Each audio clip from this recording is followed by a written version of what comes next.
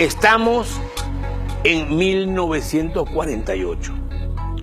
Con el fin de la Segunda Guerra Mundial había terminado el pacto antifascista contra Hitler, esa especie de romance entre Estados Unidos y la Unión Soviética que permitió en América Latina el desarrollo de tendencias progresistas, partidos, sindicatos. Pero ahora Washington inauguraba la Guerra Fría con una campaña anticomunista continental, una de cuyas medidas fue convocar la 9ª Conferencia de Cancilleres a celebrarse en Bogotá en abril del 48, con el fin de crear, como en efecto se creó, la Organización de Estados Americanos, la OEA. En Cuba, viendo venir esto, un joven estudiante de Derecho llamado Fidel Castro aprovechó la presencia en La Habana de unos estudiantes argentinos y les propuso pedirle a Perón el dinero necesario para convocar un congreso de estudiantes latinoamericanos en Bogotá y denunciar la Conferencia Panamericana. Ese congreso también protestaría contra la ocupación británica de las Malvinas. Perón aceptó, aportó el dinero y el congreso estudiantil fue convocado. Mientras tanto, en Colombia, Jorge Eliezer Gaitán es el gran líder del pueblo y el futuro candidato ganador a la presidencia de la República. Yo no soy yo personalmente, yo soy un pueblo que me sigue, porque se sigue a sí mismo cuando me sigue a mí, como he interpretado. Es un fenómeno político. Eso preocupaba a la oligarquía y a los partidos tradicionales, secretamente de acuerdo contra ese hombre que decía: el hambre no es ni conservadora ni liberal. Suele decirse que el asesinato de Gaitán desencadenó la violencia en Colombia, pero no es cierto. Ya existía una gran violencia permanente de la oligarquía contra los sectores populares, muchas matanzas de liberales por parte de policías y sicarios del gobierno. Lo que cambia con el asesinato de Gaitán y el Bogotazo es que el pueblo por la primera vez responde a la violencia con violencia y va a seguir respondiendo durante 60 años con diversas formas de lucha armada. El 7 de febrero del 48, 2 meses antes de morir, Gaitán encabeza 100.000 personas en la Marcha del Silencio para pedirle al presidente Ospina Pérez que cese la matanza. Y una semana después, el 15 de febrero, en el entierro de 20 liberales masacrados en Manizales, Gaitán se pronuncia nuevamente por la paz. Pero los asesinatos continúan y el 18 de marzo Gaitán rompe con el gobierno y exige la renuncia de los ministros. El presidente Ospina Pérez responde nombrando canciller al más odiado político, el conservador y fascista Laureano Gómez, para que presida la Conferencia Panamericana. Y lo primero que hace Laureano Gómez es vetar a Gaitán en el evento que comienza el 30 de marzo. Los estudiantes recogen el reto y proponen que Gaitán sea quien clausure el 10 de abril su propio congreso. El fatídico 9 de abril del 48 al mediodía, Gaitán decide ir a almorzar a un restaurante cercano.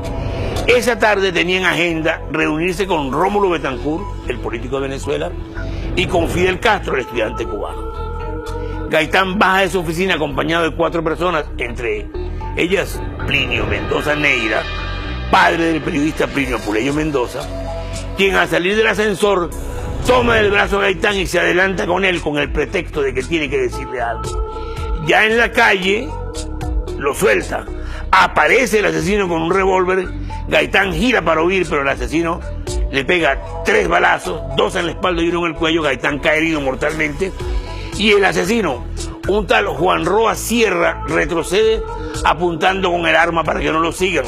Sin embargo, unos metros más allá se deja desarmar mansamente por el detective Pedro Emilio Potes, quien se lo entrega a 2 policías para que se lo lleven detenido y extrañamente desaparece. Juan Roa Sierra era un esquizofrénico de tendencias fascistas que se creía la reencarnación del general Santander. El día anterior al asesinato, Roa Sierra, que era un pobre, había exhibido una gran suma de dinero con la cual, entre otras cosas, compró el arma homicida. Mientras Gaitán, agonizante, es llevado a una clínica, los policías que llevan a Roa Roja son rodeados por una multitud que, según relata García Márquez, testigo presencial, es agitada por un señor comillas, vestido de gran clase, una piel de alabastro y un control milimétrico de sus actos, que dice que hay que matar al asesino. Rodeados y amenazados, los policías se refugian en una barbería. Allí el dueño le pregunta a Roa por qué mató a Gaitán y este responde que no puede hablar porque son fuerzas muy grandes. Finalmente la gente se apodera del asesino, lo matan a golpes y arrastran su cadáver desnudo hasta la presidencia de la República. Al misterioso señor elegante, cuenta García Márquez, comillas, lo recogieron en un automóvil demasiado nuevo, tan pronto como se llevaron el cadáver del asesino. Atención, atención, hoy 9 de abril de 1948. En estos momentos acaban de ser pedidos el doctor mataron el padre de Colombia. Corre la voz. Mataron a Gaitán, mataron a Gaitán. Comienzan los saqueos e incendios en Bogotá, que se fueron esparciendo a varias ciudades colombianas. Se incendiaron tranvías, autos y 142 edificios, oficinas, hoteles, iglesias del centro, incluyendo la gobernación. Algunas unidades policiales se unen a la revuelta y reparten armas al pueblo, mientras las estaciones de radio transmiten llamados a la revolución. Para quitarle carácter político, la iglesia recomienda al gobierno soltar a los presos comunes para que saqueen.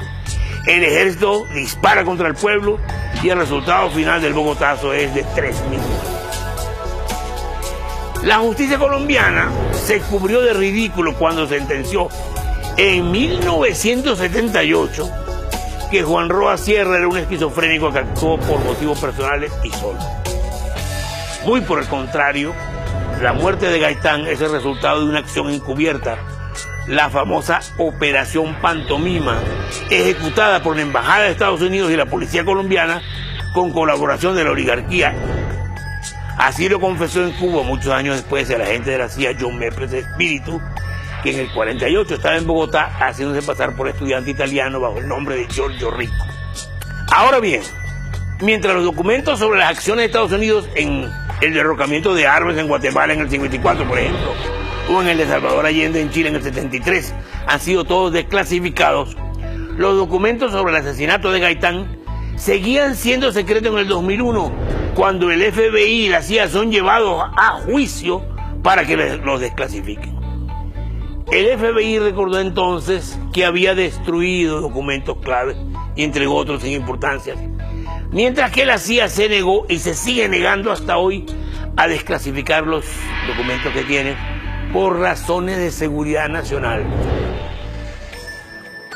Y los papeles que quedaron en Colombia fueron finalmente destruidos. ¿Por orden de quién? Por orden de Álvaro Uribe. Sabemos por qué mataron a Gaitán. Sabemos quién lo mató y quién se lo señaló al asesino. Lo que queda por saber es cuál fue la participación de los Estados Unidos en el crimen.